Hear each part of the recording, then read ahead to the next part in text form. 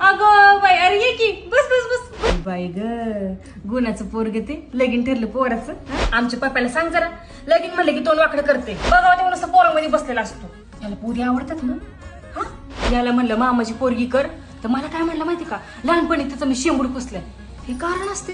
तू मला सांग, लगीन करायचं कारण असते का? शेंबूड पुसलं आणि हे पुसलं आणि ते पुसलं. चांगली पोरगी गेली, लगीन झालं तिचं, आता पोरगी बी झालं तिला. पोरगी नाही बघून ठेवलं बाहेर कुठली, तुला माहिती असेल की सांग की. त्याला म्हणलं लग्नासाठी ऑनलाईन नाव नोंदव, तर ते नाही करणार. मोबाईलवरती दिवसभर ते इन्स्टावरती पोरीचं रील बघत बसते असतं. त्याला वेळ आहे त्याला, आणि लग्नासाठी वेळ आहे त्याला. कधी लगीन होणार यांचं, कधी नातवंडाचं तोंड बघणार रे मी. हा, तू सांग की, तू बोल की काहीतरी लग्नाचं. सगळ्या बायका मला फोन करून विचारतात, हा कधी यायचं लाडू खायला, कधी यायचं लाडू खायला. मी काय खरंच, मी काय सांगू की पोर कसं तयार होईल आमचं लग्नाचं. त्याला सांगू नको आणि मी रडली म्हणून तुझ्या समोर.